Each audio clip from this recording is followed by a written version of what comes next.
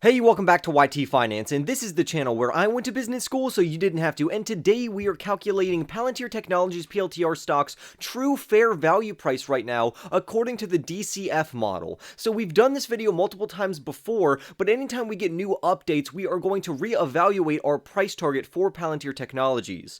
However, this particular article that we're using has other fantastic information in it, and this is actually only point 3 of his overall thesis on Palantir Technologies. So I would encourage you to go down and click the link in the description where this article will be linked so you can read the entire article so you can be properly educated. However, in this video, we are specifically going to focus on their fair value price target according to this DCF model. Right now, the PLTR stock currently trades for around $10.40, while the low-end analyst price target for the next 12 months is $9 per share. The average price consensus for Palantir Technologies is $15 per share, and the high-end bullish price target for Palantir Technologies, according to analysts, is $25 per share. Around 11 analysts currently cover the stock, with 2 of these analysts saying to buy the company, 6 of these analysts saying to hold the company for a long-term hold. Then lastly, 3 analysts actually say to sell the company. With the current PLTR stock price trading at only around $10, we're going to see how much upside opportunity Palantir actually has according to this DCF model so we can get a proper fair value price target for the company. So when doing the DCF model and our analysis, we are going to be putting in key inputs and variables into our calculation so we can get a very adequate fair value price that is not too bullish and not too bearish, because we do want to be realistic with this particular price target. And right now, Palantir's management says that they are going to have a year-over-year revenue growth rate, or a compounding annual growth rate, also known as a CAGR, of 30%, which is very good. Anything 30% and over, particularly for a revenue CAGR, is very impressive. So I'm glad Palantir's management has at least prepared shareholders for this rapid growth in their revenues. However, this begs the question, can they sustain a 30% annual year-over-year revenue growth rate until 2031? Well, the answer to this is no. Management only projected this 30% CAGR regarding their revenues only until 2025. So we're going to take a more conservative estimate, and we're going to use a compounding annual growth rate for their revenues of 25% over a 10-year period, which is what we're going to discount out from. But the best part is, if we look at Palantir's performance for their revenues since their direct public offering, or DPO, on the public stock market, they actually have averaged around a revenue growth rate of close to 38%. So even though we are going to do a conservative price target and a fair value price estimate, this target could actually be much higher. We're also going to talk about their TAM, or TAM, which stands for their total addressable market, and because data is everywhere, it's actually hard to estimate a total addressable market for Palantir Technologies, but it's very large. I'll give you an example. If a small retail shop in a small town installs cameras or sensors to collect store traffic data, and they can correlate that to the weather or that particular month or the day, they can compare it to their overall foot traffic or what products are being taken off the shelf more often than others. And this will allow that small retail shop's management to actually understand their customers' wants to better utilize their overall store and platforms and products, which will in turn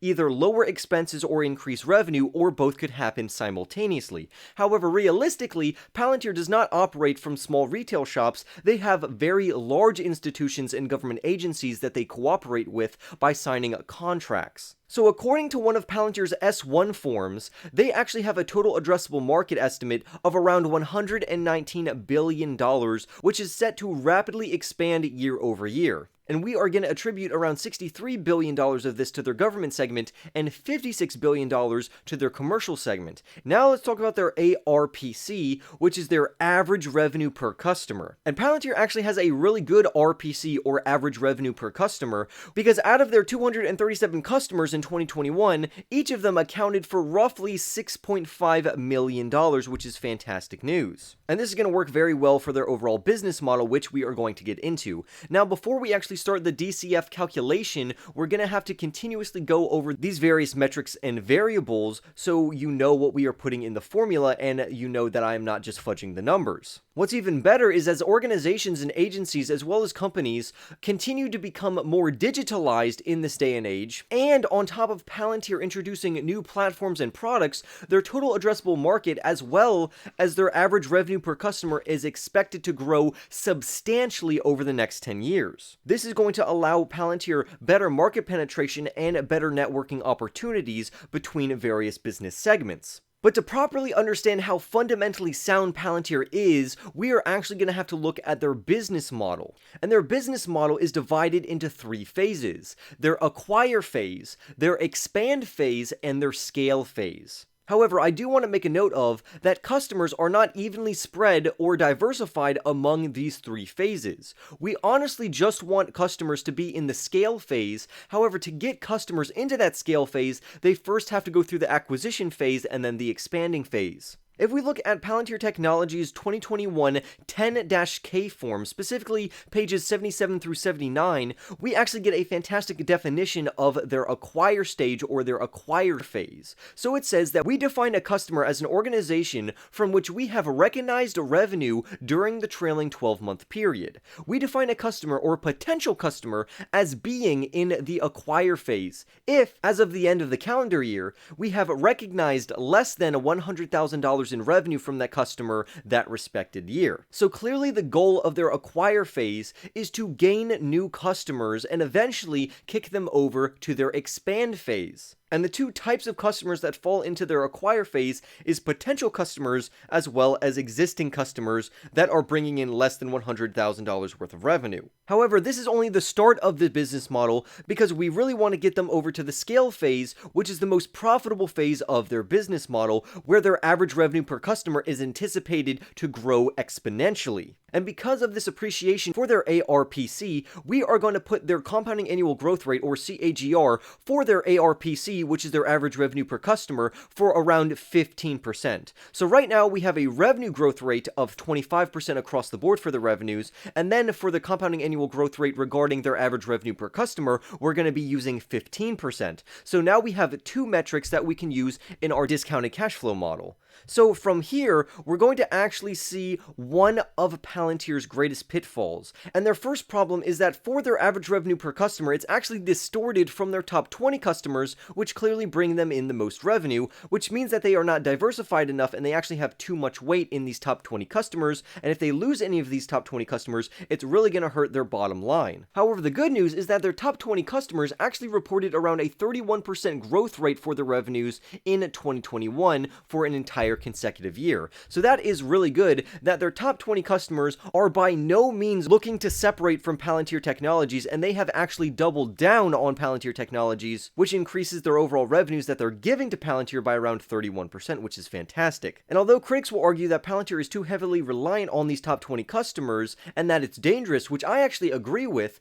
Palantir is a master of their scaling phase. So they have already wrapped these 20 customers into their business model, and these customers are very happy, and it doesn't look like they're going to be leaving anytime soon. So this is very low risk. These customers are clearly happy with Palantir, so much so that they are buying and purchasing and extending their contracts with Palantir Technologies, thus increasing their overall revenues. The next thing we need to be aware of, and that we're going to factor into this, is that their commercial segment and their commercial business will overtake their government segment in terms of revenues. And again, I've been saying this for months, way before the majority of analysts or reporters have even thought about this concept. In 2021, their government revenue made up around 58% of their total revenues, with their commercial segment bringing in the remaining 42%. And the reason for this is because of their Gotham platform, which is used as a major intelligence tool among intelligence agencies, and it does great work with defensive contractors, weapons contractors, the overall government segment, various military branches, as well as the overall intelligence community. Now, what I really like about Palantir, specifically for their acquisition phase,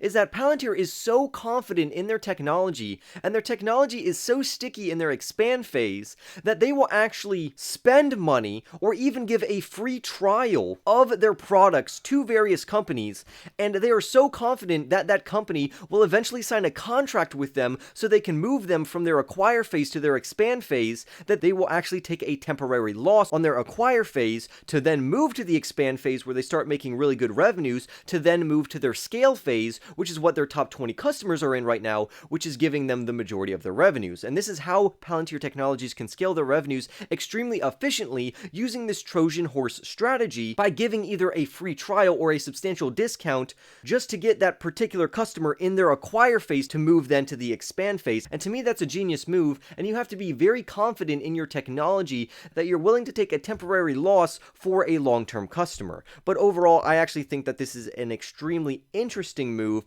that I think is very smart. I also want to point out that the reason that their average revenue per customer is so good and such a good statistic that we want to put into our DCF model is that Palantir has around 90 government customers, and they didn't really add any new government customers recently. However, their average revenue per customer for their government segment increased by 47%.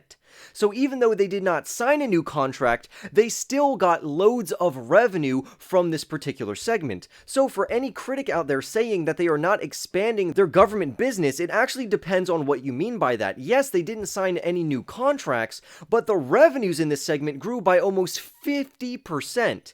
And that's something to be very proud of, and eventually we're going to start seeing this in their commercial segment and their commercial business, which is what I'm really excited about. Besides average revenue per customer and their overall revenues, I also want to talk about their EBITDA, which is earnings before interest, tax, depreciation, and amortization, as well as their stock-based compensation, also known as their SBC program. So many naysayers and bears and people that talk negatively about Palantir Technologies always talk bad about their stock-based compensation, but I've done a plethora of videos on how their stock-based compensation is not only declining as time goes on, it also makes them an extremely competitive company because they get to hire top-tier talent because they get to pay their engineers more than other firms. So they are attracting the best talent in the entire world, and they can also pay that talent what they're worth so they can develop new platforms. And this goes right back into their business model because even though they're going to take a temporary loss in some instances about bringing in new customers, their platforms are so good because their engineers are so top tier that these customers are bound to sign up with Palantir into a very long-term contract. This is also going to be exacerbated because they are hiring new salespeople, which is just going to further new contract developments and new networking opportunities. However, in our DCF analysis, we're actually going to anticipate that their stock-based compensation expense is going to increase by around 20% in the next 2 years, and then slow to a growth of around 7%. But luckily, their revenues and their other financial metrics are outpacing this, so this is still declining in their overall stock-based compensation, which is overall very good. So if we hold this true for the next 10 years, on average, the dilution for their growth rate is going to be around 4%. Also, Palantir's gross profit margins, or GP margin, is around 78%, which is very healthy. However, it's actually anticipated to grow past 80% over the next few years, so we also have to put that calculation in our DCF model. And right before we do the calculation, I actually want to show you that the model is constructed to start from their revenues, and that's going to be applied to arrive at their earnings before interest and tax. And this is going to be phenomenal because just looking at their overall history, it's going to be phenomenal. But if you actually want to see the math and the projections, look on screen for the historical analysis from the end of 2031 all the way until currently of 2022. I know this is technically a projection, but it's listed as a historical analysis because we are discounting their cash flows from 2031 and going backwards, but before we do that, we actually have to project out. So that's why it's called a historical analysis, because we are actually working backwards from our projection in 2031 to get a proper DCF analysis. However, with these projections, what does this mean for the stock's current price, and what is Palantir going to be valued at right now? Well, according to these statistics, this would make Palantir's intrinsic value per share in 2022 worth $25.61, or approximately around $26 per share. This would imply around a 125% upside potential for investors that have an average cost basis for the PLTR stock ranging from $10 to $11. So this is a very bullish price prediction, and this actually almost exactly matches the analysts that say to buy Palantir stock, because clearly they are using the DCF model to get their $25.30 price target. However, in our instance, we calculated $25.61. So when I go over their price targets, I only just say $25 per share. So a $25 per share price target for Palantir Technologies in 2022 that they could potentially reach in the next year is very good, and it has fantastic upside opportunity. However, the reasons why this might not happen in the next 12 months, even though technically the company is worth this from an intrinsic and fair value standpoint, the thing holding back Palantir Technologies is not just internal problems, but rather external problems, such as macroeconomic factors such as rising interest rates, rising bond rates, and geopolitical tensions, as well as wars. And this is not affecting just the PLTR stock price, this is affecting the entire stock market right now, which is why I think it's fantastic to start dollar cost averaging into very safe ETFs such as VTI. While the stock market is going down, this is the time to invest very safely or invest in a high conviction plays. But if you like how Palantir has an intrinsic value right now of over $25 per share, remember to go and smash that like button right now, subscribe if you are new, comment your thoughts down below, and I will see you in the next YT video.